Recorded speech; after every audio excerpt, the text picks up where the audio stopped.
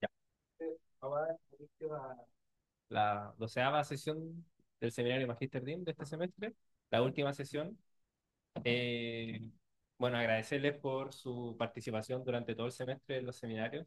Ha sido bastante concurrido, en verdad, más de lo que esperábamos. Eso, avisarles que, bueno, como avisamos por el grupo, al final de la sesión va a haber un cóctel en la sala de café del quinto piso. Y cuando terminamos las dos exposiciones, antes de pasar al cóctel, los vamos a invitar a pasar adelante para tomarnos una foto grupal como para finalizar este semestre. Y eso, en la sesión de hoy vamos a contar con dos expositores. El primero de ellos, Karim Saud, que nos va a hablar sobre superficies teseladas por polígonos, combinatoria, geometría y dinámica. Adelante, Karim. Bueno, hola. Ya, les voy a hablar acerca del trabajo que corresponde a mi tesina. Primero que quiero partir con un resumen como corto. Eh, la idea en el fondo es que vamos a estudiar superficies de traslación que probablemente la mayoría ya ha visto como en charlas o en alguna presentación anterior.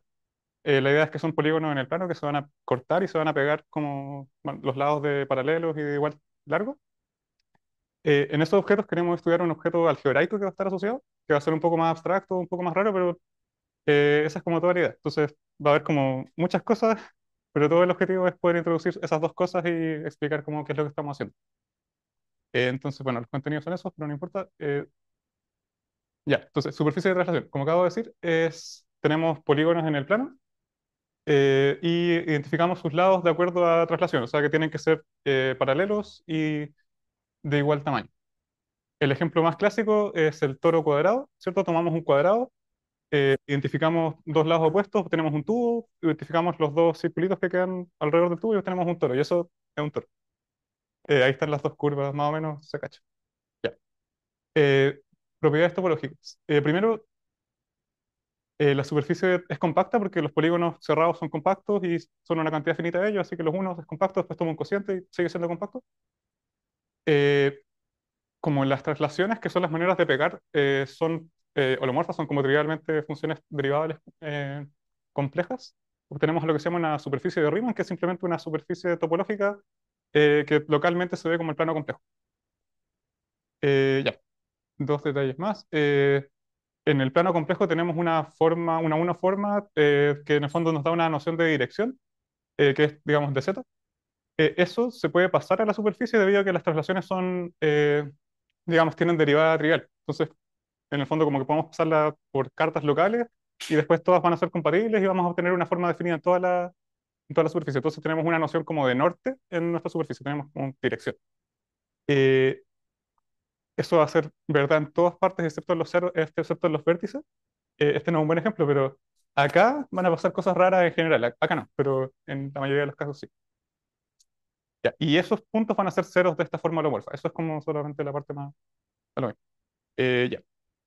Entonces, superficies de traslación, estos polígonos que se pegan, van a ser lo mismo que superficies de Riemann más una de estas uniformes. Se puede ir como de una dirección a la otra. Equivalentemente, no lo puse acá, pero equivalentemente también podemos definirlo como una superficie cuyas traslaciones, o sea, cuyas transiciones van a ser traslaciones también. Es como la misma idea, pero ya. Ejemplo. Ya, entonces, acá tenemos una superficie hecha de cuatro cuadrados, lados de igual se identifican, entonces estamos como pegando no sé, esto con esto con esto, eso con eso y así. ¿Se cacha? Entonces queremos entender un poco qué es lo que pasa acá, qué es lo que pasa en un punto de estas esquinas. Entonces vamos a comenzar a girar alrededor de esta esquina. Partimos girando ángulo de pi medios, 90 grados. Cuando pasamos de acá, terminamos acá, seguimos girando otro ángulo de pi medios y bueno, sigo, llegamos allá arriba, después allá. Ahí, si se fijan, habiendo dado estas cuatro vueltas, estamos allá, volvemos, pero ya hicimos una vuelta completa. Seguimos, sumamos pi medios más, y luego sumamos 3 pi medios, y finalmente llegamos acá, de vuelta a donde estábamos, pero hicimos un ángulo de 4 pi, o sea que dimos dos vueltas alrededor de un punto. Eso se llama una singularidad cónica, es una cosa extraña que pasa. En el fondo la idea es que por ejemplo, si yo tengo un cuadrado, esto es como en una dimensión menos, pero si yo tengo un cuadrado, es topológicamente lo mismo que un círculo, ¿cierto? Pero no es suavemente lo mismo, porque el cuadrado no es suave. Sin embargo, si yo tengo un círculo, puedo tratar de convertirlo como en una cosa intermedia, que va a ser como un cuadrado con esquinas redondeadas. eh, y como hago, estoy redondeando las esquinas, el ángulo, o sea, el radio de giro ahí es cada vez más chico y eso significa que la curvatura es más grande. Entonces, de alguna manera estoy concentrando curvatura, toda la curvatura del círculo, que era finita originalmente, en estos puntos donde en el fondo termino con curvatura infinita, en 4 puntos, y que son estas cosas raras de acá. Esos son como la idea más o menos de qué es lo que pasa. Y no se borró, pero bien. Eso, bueno, singularidades cónicas. Entonces, ¿qué decíamos? En un vértice de un polígono vamos a eventualmente poder girar más de una vuelta. Eso va a ser lo mismo que un cero de la una forma holomorfa, de la una forma holomorfa, que es lo que había dicho. Entonces tenemos esta relación. Cuando me paso k veces, o sea, doy k vueltas más de las que debería, tengo un cero de orden k. Ya. Entonces hay una manera de entender la topología de la superficie en base a la cantidad de ceros que tiene y los órdenes de cada cero. Entonces, si tenemos una superficie con n ceros y con esos órdenes, tenemos esta fórmula, que en el fondo nos dice que la suma de cuánto nos pasamos de las vueltas es igual a 2 veces el género de la superficie menos 2. Esto también es menos la característica de Euler, sí. Pero de lo mismo, el género de la superficie en el fondo es que si la superficie es topológicamente igual ¿qué mal? Ya, pero a 3 toros pegados, con esa cosa rara, esto va a tener género 3. En el fondo es la cantidad de hoyos que va a tener la y no sé más. Bueno, y esto es lo que dije antes de la curvatura. Entonces, lo que nos interesa a nosotros acá es hacer dinámica. Para hacer dinámica necesitamos una acción de algún grupo sobre nuestros objetos, pero nosotros no nos vamos a interesar en la superficie misma, sino que nos vamos a interesar en cómo las superficies cambian entre sí. Entonces, necesitamos un espacio donde cada punto sea una superficie de traslación. Esto se va a llamar el espacio de Mowry. Entonces, lo único que voy a decir es que existe un espacio geométrico que se puede definir, cuyos puntos van a corresponder a todas las superficies de traslación de ciertos géneros. Esto se puede estratificar, ¿ya? Y se estratifica de acuerdo a esta fórmula. Si yo tengo n ceros de órdenes k1, kn, eh, defino el estrato como, bueno, las superficies que tienen n ceros de esos órdenes. Ya. Bueno, definimos el objeto. ¿Cuáles serían como las transformaciones buenas entre superficies de traslación? Bueno, si lo vemos con formas holomorfas, va a ser simplemente un mapa holomorfo, o sea, un morfismo de superficies de Riemann, que sea como de esta coordenada, que además respete la segunda coordenada, o sea, que transforme correctamente la segunda. No importa mucho qué es eso porque lo vamos a reinterpretar, pero esa es como la definición más formal. Equivalentemente, es una función que va a llevar singularidades en singularidades y que localmente se va a ver como traslaciones. Es como la superficie de traslación y traslaciones, tiene sentido. Y bueno, eso es una definición, pero lo que importa es que con polígono cubierta de otra, si es que después de cortar y pegar, yo voy a poder obtenerla como bueno, como teselación por la otra. Esa es como la parte más importante para nosotros. Es cubrir una superficie es literalmente estar teselada por ella. Y bueno, una superficie que no se puede teselar por ninguna otra se dice primitiva. Entonces ahora vamos a ver superficies teseladas por polígonos, que es lo que nos interesa.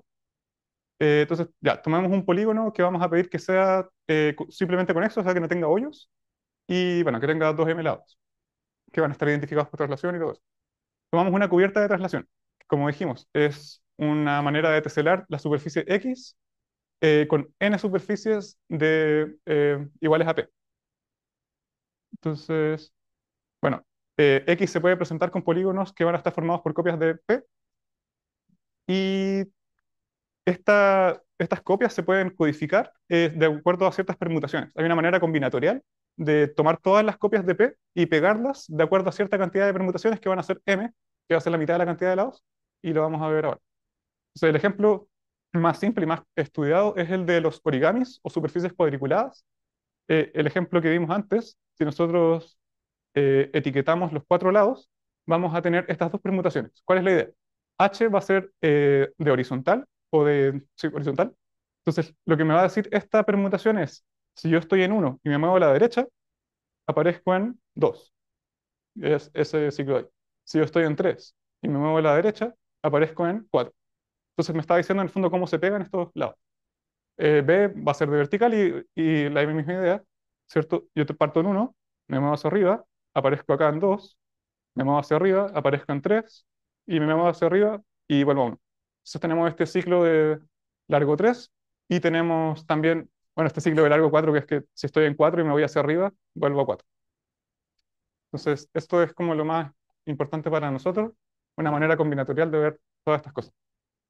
Como decía, lo que más se estudia es esto, y lo que a nosotros nos interesa es estudiar cubiertas por polígonos que no sean el cuadrado, como polígonos más complicados, para poder estudiar superficies que, bueno, no se puedan teserar por el cuadrado.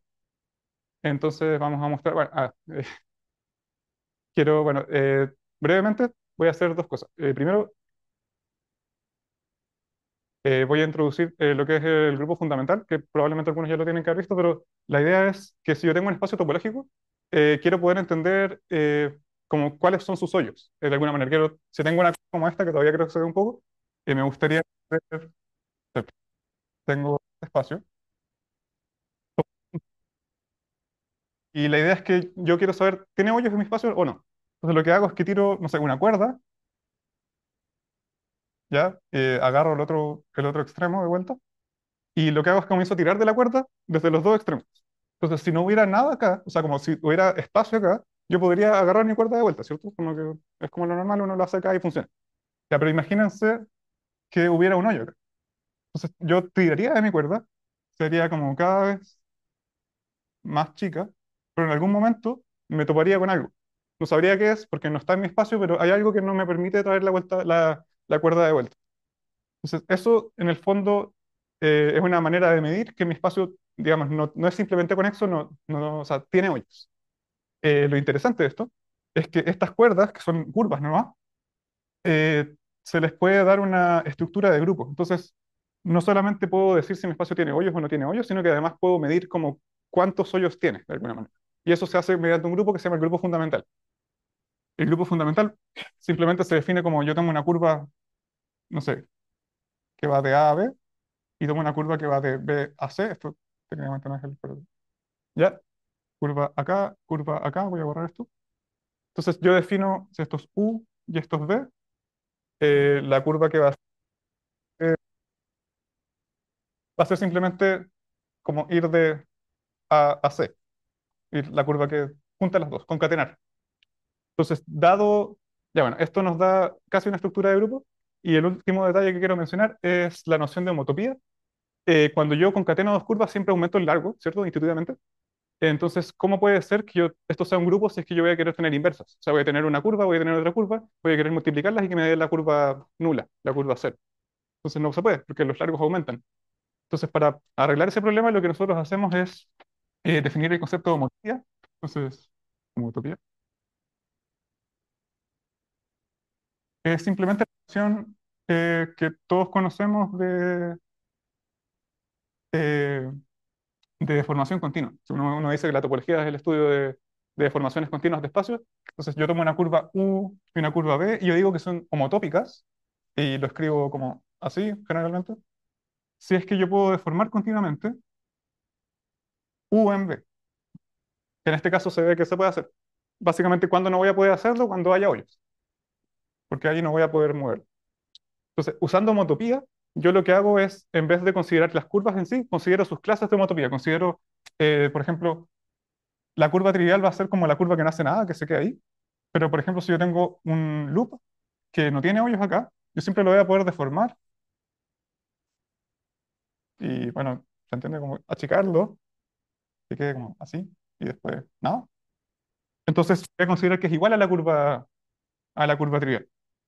Eh, o sea, ahí tenemos neutros, tenemos como neutros que podemos encontrar. Podemos tomar una curva, podemos multiplicarla por otra curva, y vamos a obtener una curva que se va a poder achicar hasta el neutro. Ya, fue muy largo, pero la idea es que entender es bien importante porque es lo que vamos a querer calcular. Ya. Bueno,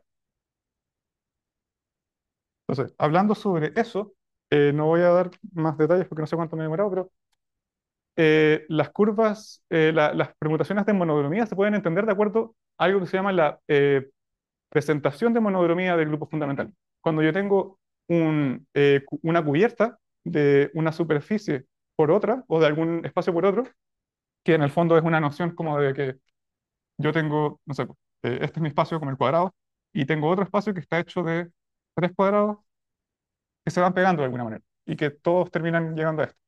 Entonces, si yo perforo las singularidades, o sea, así da lo mismo, las perforo, los elementos de mi grupo fundamental, curvas como esta, por ejemplo, se pueden levantar hasta el espacio más grande y en este caso me van a dar como una noción de, me van a dar permutaciones. En el fondo tengo estas tres pedazos, estas tres capas y esta curva me va a dar cómo se mueve esta capa. Ya, no me voy a dar más detalles, pero la idea es esa. En el fondo, acá hay un ejemplo. La idea es que la permutación de eh, qué lado pego con este va a estar determinada por esta curva, que es gamma 2 por ejemplo. O sea, esa es como toda la idea, como mejor quedarse con eso. Como la permutación asociada a este lado va a ser cómo se pegan los lados rojos. Eso va a estar asociado a cómo levanto esta curva gamma 1.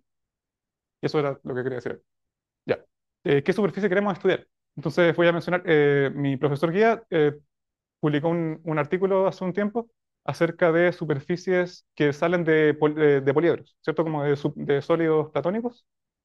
Eh, Él calculó este objeto algebraico que todavía no introduzco para aquellos poliedros que se pueden pasar como al plano, se pueden como desdoblar al plano, y cuando los desdoblo al plano obtengo algo que se puede teselar por cuadrado. Entonces puedo trabajar con superficies como esta, que son fáciles de entender. Entonces lo que nosotros queremos hacer es básicamente mostrar que las otras superficies también son igual de fáciles de entender. Entonces, un dodecaedro, que es esta superficie de 12 caras que son pentágonos, se puede desdoblar o desarrollar el plano, que es como cuando estábamos, no sé, en la básica, nos daban algo así, lo recortábamos, lo pegábamos y obteníamos un poliedro. Ya, esta cosa es lo que nos interesa. Lo que pasa es que esto no es una superficie de traslación, porque no sé si se ve, traté de hacerlo grande, pero este lado de acá, que es A, y este lado de acá, que es A también, se tienen que pegar cuando yo. Pero esto claramente no es una traslación, tengo que rotar en un ángulo de 2 pi décimos, ¿cierto? Tengo que como, ¿cierto? Pegar. Eh, entonces, ya, esto no nos sirve, pero eh, lo único que necesito es rotar en una décima de vuelta. Entonces, si yo se me ocurriera la idea de tomar esta cosa, rotarla 10 veces con todos los ángulos posibles, como que son una décima de vuelta, y tomo esas 10 copias, voy a obtener algo que ya no puedo pegar este A con este A, pero lo voy a poder pegar con un A que estaba rotado y que va a quedar justo paralelo. Ya se va a ver más o menos. Entonces ya, tiene una cubierta que es como tomar 10 copias rotadas, que sí va a hacer. Esta cubierta, ya, de información como general, tiene género 81, o sea, tiene 81 hoyos, y está teselada por 60 dobles pentágonos, no doble, no rectángulos, o sea, rectángulos no cuadrados, sino que pentágonos. Y se ilustra acá.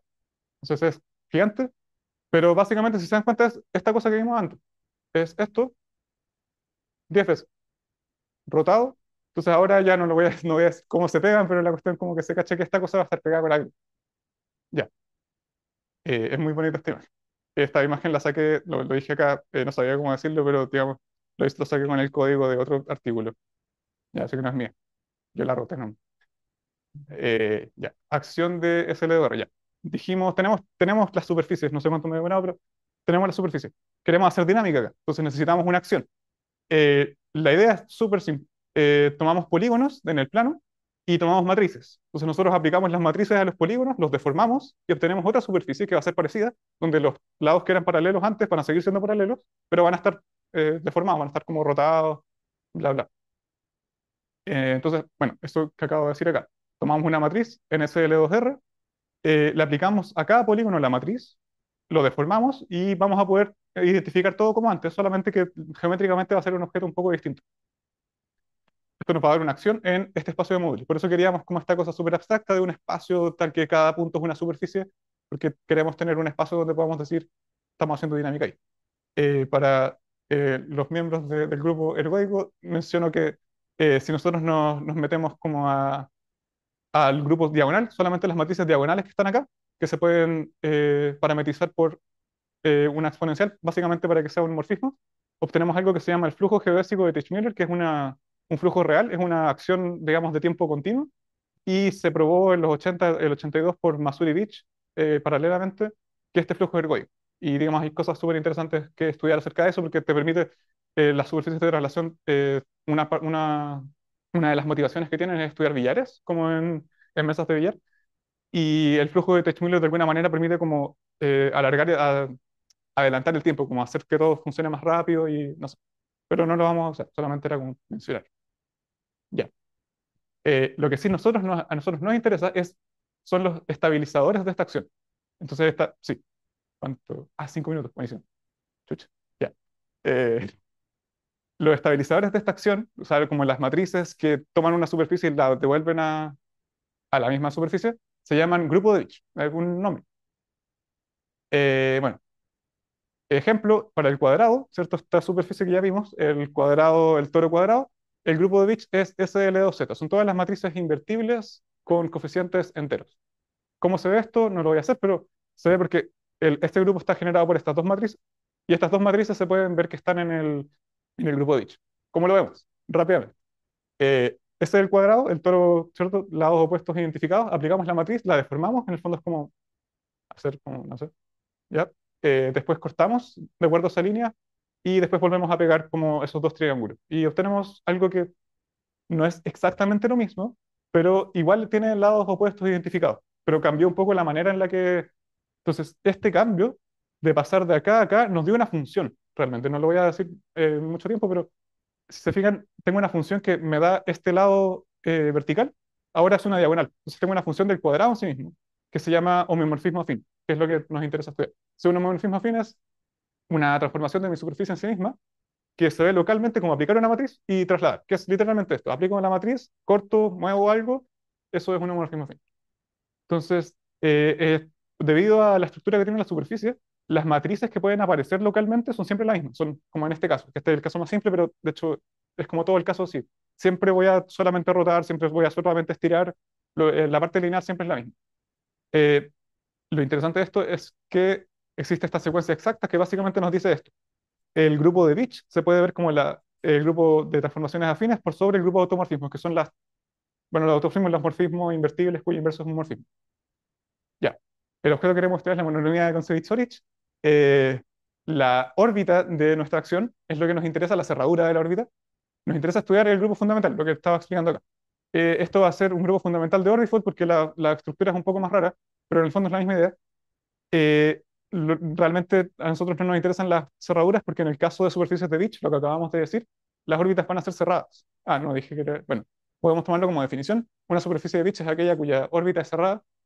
Entonces, debido a esto, de alguna manera todos los loops que podemos definir acá se pueden realizar mediante transformaciones afines y obtenemos ese morfismo. Así que lo que realmente nos interesa estudiar es el grupo fin. Entonces, para estudiar el grupo fin, lo que nos interesa es estudiar su acción sobre la homología. No tengo tiempo para decir qué es la homología, pero la homología son básicamente curvas, sumas, cadenas de curvas, como sumas formales de curvas, que van a formar un espacio vectorial y van a tener una noción, una forma simpléctica que va a ser la intersección de curvas. Como yo tomo dos curvas eh, y las intersecto, esto va a ser más uno, y si es al revés, esto va a ser menos uno. En el fondo, las intersecto de acuerdo a su orientación, le doy signo y me va a dar una forma bien definida. Entonces vamos a obtener una representación de este grupo que me interesa estudiar en matrices solamente. Ya, la imagen de esta representación se llama grupo de monodromía de Kontsevich-Zorich, que es lo que queremos calcular. Nos interesa calcular lo que se llama la clausura de Zariski de este grupo porque es un poco más simple de estudiar. Esto va a ser un grupo algebraico lineal real que es simplemente un grupo con una noción que se puede... Las matrices de este grupo, de esta clausura de Zariski, van a ser el conjunto de ceros de una cierta colección de polinomios. Entonces van a ser como geométricamente bien fáciles de trabajar. Debido a esto, se van a poder caracterizar por sus álgebras de Lie, que van a ser un objeto algebraico que no va a ser como cero geométrico, que va a estar asociado a ellos y que es el que queremos estudiar. Entonces, ya. Eh, el método es mediante restringir la acción al grupo de automorfismos, que va a ser un grupo finito, ¿ya? Los grupos finitos tienen una teoría muy rica de representaciones lineales que se puede estudiar, se pueden descomponer y después se pueden juntar en componentes isotípicas que van a ser simplécticas y bla, bla, bla. Ya, pero esta es la manera en la que la estudiamos. Estudiando esta acción mucho más simple, que o sea, el grupo de afines como gigante no lo entendemos, pero estudiando esto que va a ser un grupo chico, podemos obtener información acerca del grupo más grande. No voy a decir cómo, pero la idea es que básicamente se puede hacer. Entonces, hay unos resultados que nos interesa estudiar. Básicamente, si tenemos una componente isotípica que va a ser nuestra manera de descomponer la homología, vamos a poder clasificar dónde va a estar. Vamos a poder como achicar el espacio posible donde va a estar nuestra componente isotípica. Eso nos va a dar condiciones sobre las álgebras de Lie. Las álgebras de Lie son espacios vectoriales en particular. Van a tener dimensión. Nuestro argumento es súper simple. Es simplemente tenemos un espacio vectorial, queremos calcular una cuota superior para su dimensión, una cuota inferior para su dimensión, y ojalá que sean iguales y podamos decir, digamos, cuál es el espacio. Entonces ya, resultados parciales, usando Sage, ya programamos todas estas cosas, tomamos el dodecadero y vimos que su grupo de automorfismos es igual al grupo alternante de 5 letras. Ya, un grupo de orden 60, simple, bla, bla, bla. eh, Obtuvimos la descomposición en componentes isotípicas de su representación de este grupo. ¿Ya? Básicamente, bueno, son 5 componentes isotípicas, cada una está hecha como de esta cantidad de copias. El carácter de alguna manera es una cosa que las caracteriza nomás. Y esto de acá, que no lo introduje, pero esto de acá nos va a decir que todas van a ser representaciones reales, van a ser como, bueno, no lo dije ya, pero el punto es que usando el teorema de acá, nos va a decir esto, nos va a decir que está metido en el grupo simpléctico de este número. Y eso es muy chico en comparación a donde estábamos antes. Entonces ya, eso nos va a dar cotas superiores y para obtener cotas inferiores utilizamos algo que se llama multigiros de Eden, que nos va a dar matrices unipotentes. Matrices unipotentes en grupos algebraicos van a tener logaritmos que van a estar en el álgebra de Lie y el punto es que obtuvimos estas cotas para las dimensiones. La idea era que estas cotas fueran iguales, pero resultó que no. Así que tendríamos que seguir trabajando para poder descomponer estos espacios más aún y obtener cotas como sharp o agudas. ¿Verdad? Ya, eso. Gracias por su atención.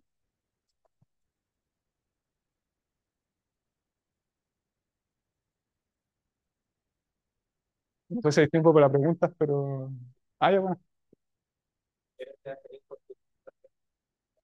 El espacio.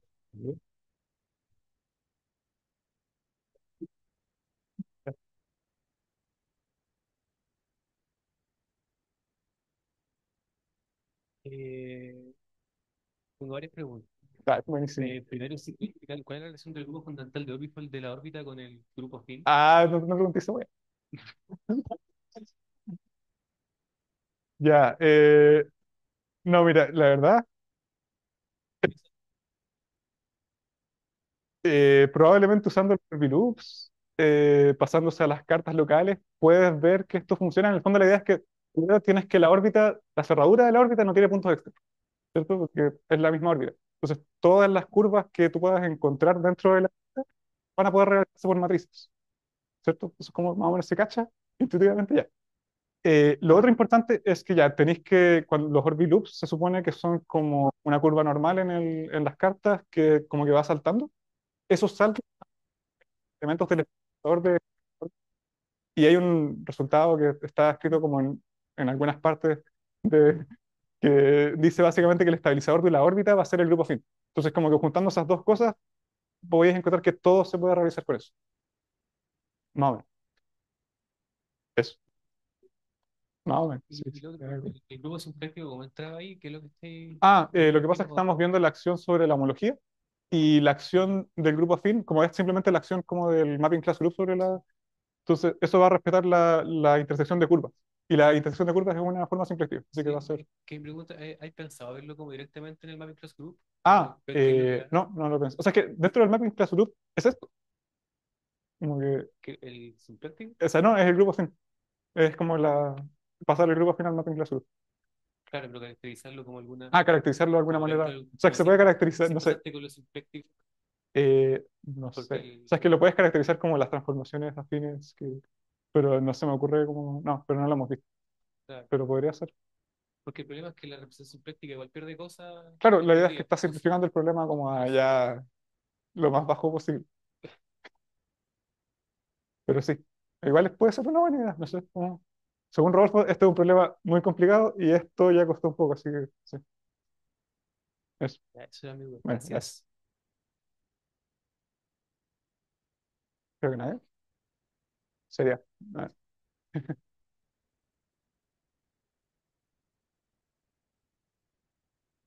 Bueno, si nadie más tiene Bueno, dudas, agradecemos nuevamente a Karim por su presentación.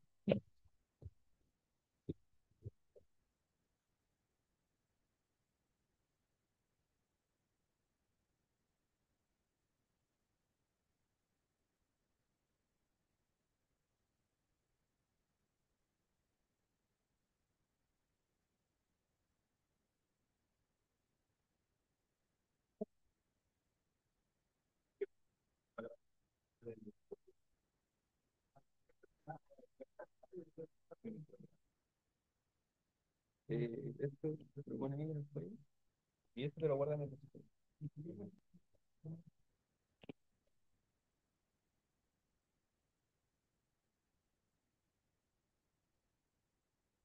ah, creo. El micrófono tiene que estar así. Bueno, Eso lo consigo.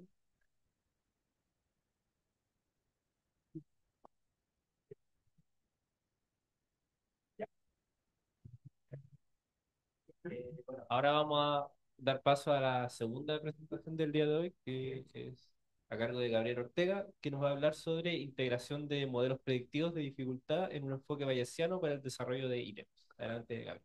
Bueno, hola a todos. Mi tesis es más bien bien aplicada y yo hoy los quiero convencer de más o menos qué es lo que estamos haciendo con los datos del DEMRE. Yo trabajo con los datos de la respuesta de las pruebas PAES y quiero convencerles más o menos de cuál es el rumbo de investigación en cómo los modelos matemáticos se están integrando poco a poco al flujo completo que hace el DEMRE para crear las preguntas de todas sus pruebas. Así que les voy a dar una introducción, un pequeño marco teórico, qué es lo que hemos hecho hasta ahora, el modelo que hemos podido realizar, eh, tratar de convencerlos de que nuestro modelo es bueno, eh, qué esperamos, digamos, de la integración bayesiana de este modelo en los procesos productivos del DEMRE y, y bueno, conclusiones y qué es lo que queremos hacer, el sueño. A quienes no estén interesados, el proceso eh, parte pidiéndole que construyan preguntas de distintas partes. Luego, todas estas preguntas se ensamblan, se hacen pruebas que se llaman pruebas piloto y que son pruebas con estudiantes para poder estimar qué tan difíciles son las preguntas y si están bien construidas. Y es la forma en que nosotros más o menos podemos dar una estimación de las características psicométricas de las preguntas y así poder ensamblar mediante- y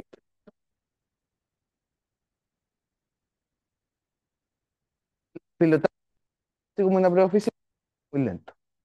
Eh, y sobre todo, le importa, y sobre todo lo importante es que hay que movilizar mucha logística, muchas personas que cuiden a los estudiantes, a pagar a muchos establecimientos en todos lados del país.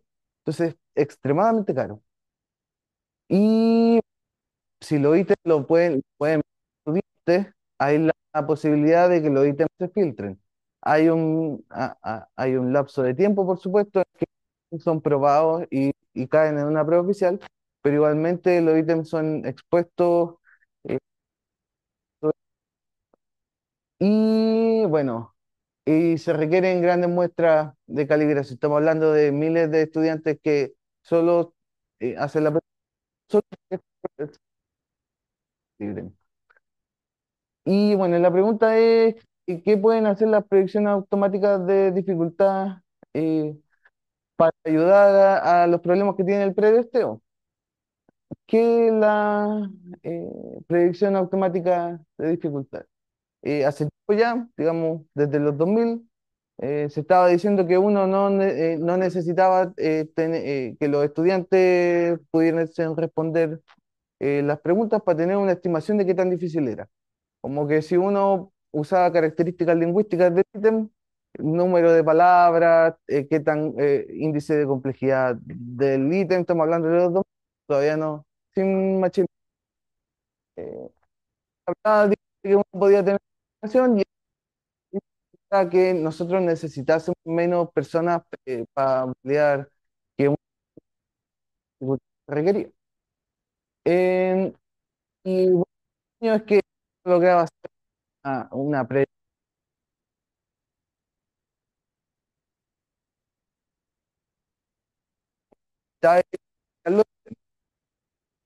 Y bueno, esas son las ventajas. Parece un poco idílico, digamos, pero en los 2000 se pensaba así. Desde el 2016 con la red,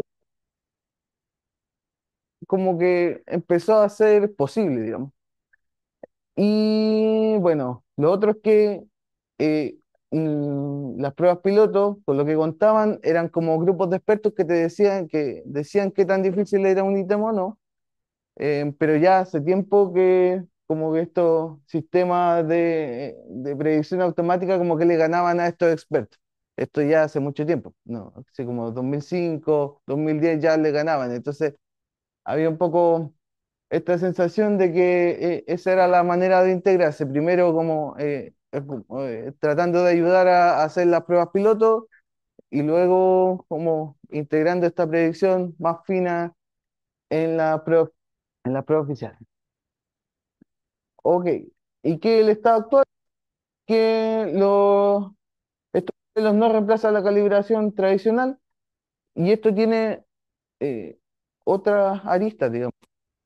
No necesitamos eh, medir la dificultad de los ítems, sino que tenemos que medir otras cosas. Por ejemplo, que constructos de validez, digamos, grupos de ítems que midan lo mismo, se comporten igual. Entonces, hay muchas características psicométricas, además de la dificultad, y por eso es que el pretesteo, como el sueño es bajarlo, pero aún se necesita.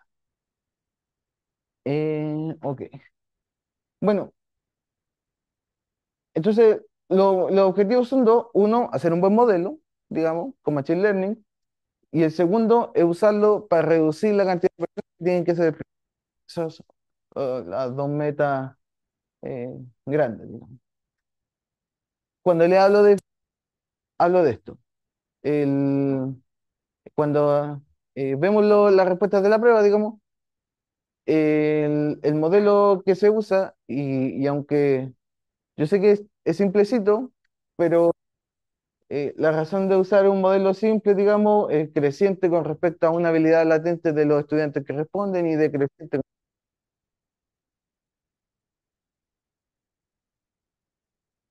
no solo que viene a la que tiene que ser transparente a la población que está midiendo. Y en este caso son los estudiantes de cuarto medio. Entonces, como que la razón de por qué usamos un modelo simple no tiene que ver más bien con políticas públicas que si lo pudiéramos hacer mejor o no matemáticamente. Ok, y bueno, entonces, como les contaba, esta ruta, digamos, se construye el ítem y luego se ensambla a- con estos ítems que son nuevos. El, los lugares donde puede aparecer el modelo es justo cuando, digamos, escribiendo la pregunta. Si uno pudiese integrar a la profesora una plataforma donde escriba y te diga automáticamente qué tan difícil es tu nos, experimento, que su ítem sea de una dificultad dada. Como es súper potente, que se rechazan o por ser muy fácil,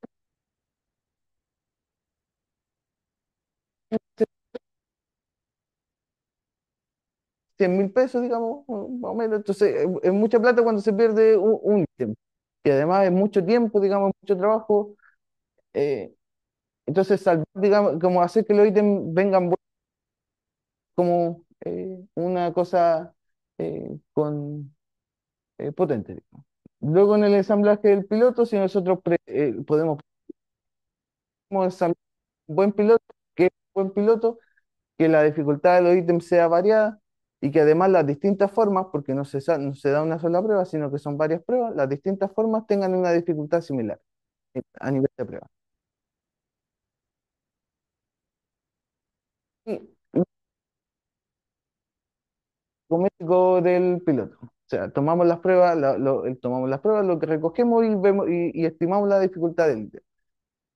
Y aquí, en este punto, es en donde a nosotros nos gustaría en el corto plazo, digamos, este año, poder integrar el modelo.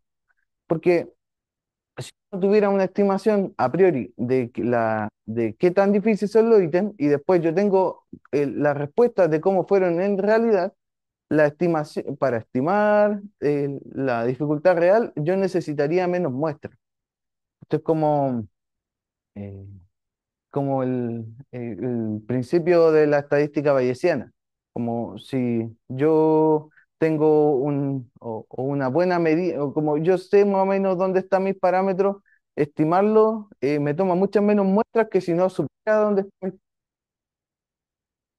Ok, bueno, la primera parte, ¿qué hicimos? Nuestro modelo de learning, hicimos uno para ciencias naturales y otro para ciencias sociales, historia. Con el de ciencias naturales tenemos el triple, tenemos tres formas para ciencias naturales, la biología. Ya. Y el modelo entonces toma el texto, lo pasa por un text encoder, que es un embedding simple, digamos. Luego una red neuronal long short term memory, que es una red neuronal que funciona bien para secuencias largas. Así que funciona bien para secuencias largas, pero lo digo ahora, como que era el estándar del texto. Ya no lo es.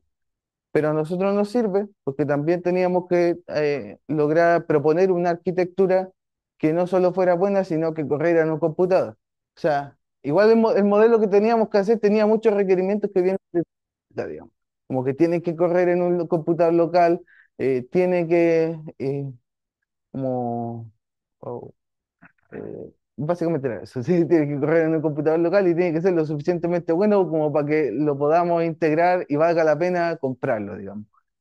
Eh, y bueno, entonces tomamos el STEM, o sea, el enunciado, la clave, los distractores, los pasamos cada uno por un text encoder, luego los concatenamos, una fully connected hacia allá y predecimos la dificultad. Y bueno, es un simple, digamos, em, resultado. La relación entre la predicción y los valores. Y para ciencias naturales obtuvimos 0,8, este coeficiente va de 0,1. Y para historia obtuvimos un 0,7. Lo que quiero que vean es que nuestros modelos pesan 4 megas cada uno. Es decir, corren una calculadora. Es como, si nos pidieron que corriera el local, al menos eso lo logramos. Y en la siguiente lámina les voy a tratar de convencer de que también logramos que nuestro modelo estuviese en el estándar. Los modelos que han salido desde otras partes donde hacen pruebas de alta consecuencia, ya. Ah, qué bien, porque esto es lo importante. Ya. Han llegado, digamos, a 0,5, 0,7, como esto, porque en otras partes, digamos, del mundo, como las pruebas médicas de Estados Unidos, también han intentado predecir la dificultad y hacer estos modelos, y estos son más o menos los resultados. 0,7. Nosotros estamos aquí en 0,7 con el de historia, ahí más o menos, pero con el de ciencia nosotros nos ponemos a la cabeza de todos los modelos al menos que hay en la literatura existente.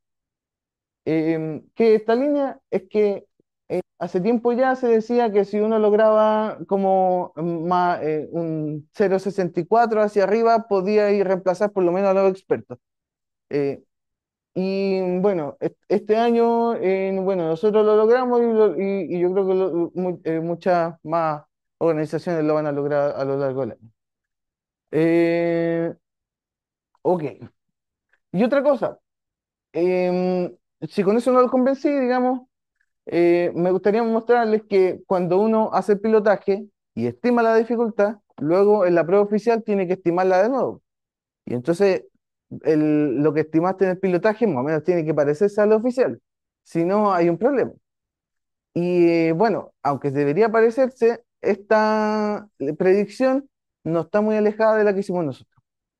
Entonces, digamos, con el pilotaje, esto es historia, más o menos se mueve entre, bueno, 0,6 y 0,9 y nosotros estamos aquí en 0,7.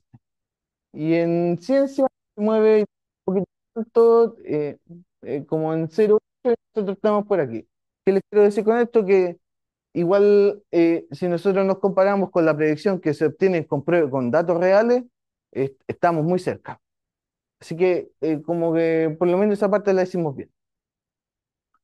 ¿Y qué es esto? Ah, bueno, sometimos por supuesto estos resultados al meeting de la Asociación Europea de Medición Educacional y nos aceptaron, así que ah, tenemos que ir que en agosto, algo así. Y voy a terminar con esta lámina. Y es que la razón de por qué estoy haciendo el magíster es porque, porque hasta ahora, digamos, es machine learning, no es matemática.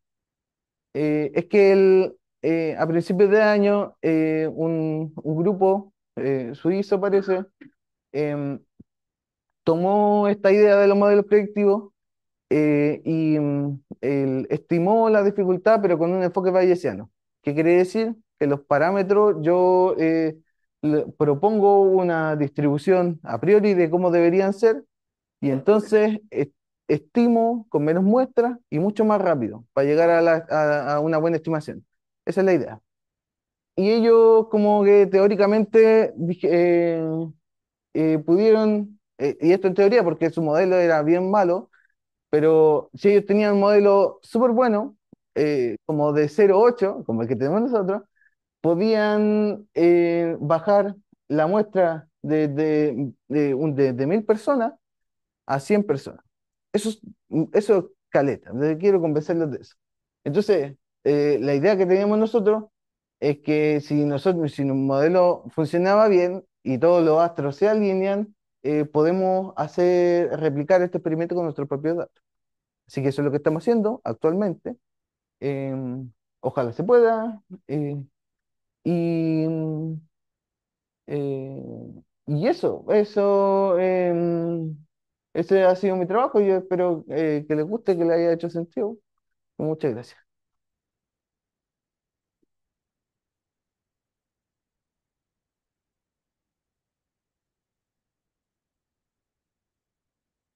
Sí, interesante. Ahora abrimos el espacio a dudas. Hola, Gabriel, gracias por la presentación. Yo tengo una duda. ¿Actualmente están trabajando en conjunto con el DEMRE o esto es un trabajo a partir de lo del DEMRE? Es decir, como hay colaboración técnico o a nivel operacional por parte del DEMRE para implementar esto. Es delicado, pero es delicado porque el DEMRE funciona, es una empresa, digamos. Entonces, y no investiga. Y esto es investigación. Entonces, el rumbo que se toma, digamos, es que mi profesor guía es como tiene un proyecto, se llama SARI, que es un sistema para escribir preguntas y que te automáticamente. Dentro de ese proyecto, DEMRE puso fondos para que se pudieran implementar o se pudiera evaluar si es que se podían hacer modelos de detección de dificultad. pero para que el DEM siga sacando plata, como que primero ves que funciona, pues compra. Nosotros nos gustaría que tuvieran un poco más de fe, pero así funciona. Esa es más o menos la forma de trabajar con ellos. Hola, Gabriel. Muchas gracias por tu presentación, estuvo muy buena. Tenía una duda acerca de, tú dijiste que como en el proceso cuando uno construye la prueba, uno parte como escribiendo cada una de las preguntas y después uno ensambla la prueba. Claro, Te quería preguntar si el orden de las preguntas incide en la dificultad de la prueba, sí, ¿sí? incide. Bueno, incide y en la mayoría de las organizaciones el- es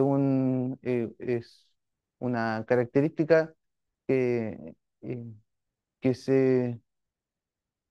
sea, la forma de ensamblar es pescar las preguntas que más o menos preguntan lo mismo y ponerlas juntas, pero no hay, hasta donde yo sé y hasta donde he leído, porque nosotros queremos hacer eso también, eh, una medición del impacto que tiene la dificultad, el orden de los ítems, dificultad de la prueba. Digamos, si te sale un ítem al final, evidentemente es mucho más difícil porque venís cansado y ese es la idea. Ya. Ese efecto está documentado, digamos, pero el cómo se ensamblan las pruebas, considerando este efecto, yo nunca he visto algo. Eh, Así que esa sería mi respuesta. Gracias.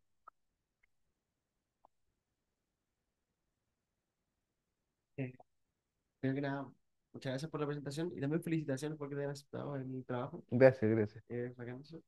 Quería preguntar sobre, sabemos más o menos como que en educación pasa mucho de que hay desigualdad importante en estas pruebas de selección, pruebas así. Y cómo, porque al final lo que quieres saber es si algo es más difícil o más fácil, pero para eso tampoco es común, entendería yo que no es menos o más, sino que es como un espectro, cierta cantidad de población, cierta pregunta va a ser más difícil.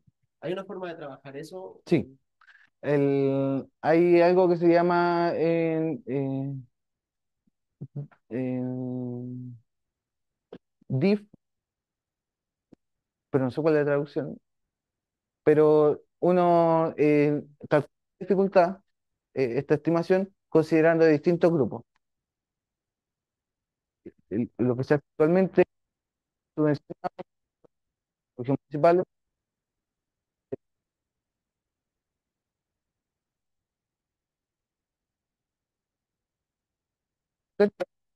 entonces hay un sesgo ítem. Por ejemplo, si también se incluye el sesgo de género.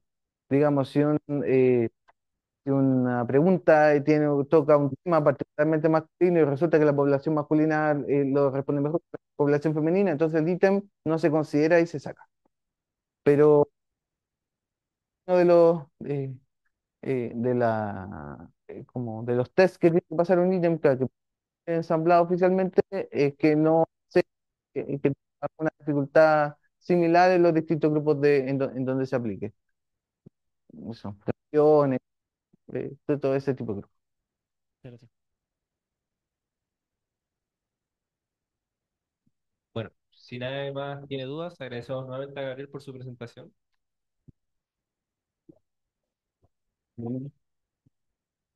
Gracias.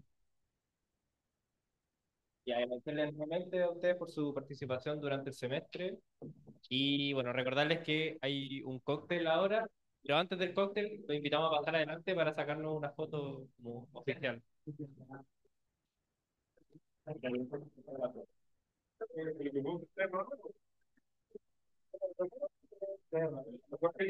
También agradecemos tu presencia y nos despedimos.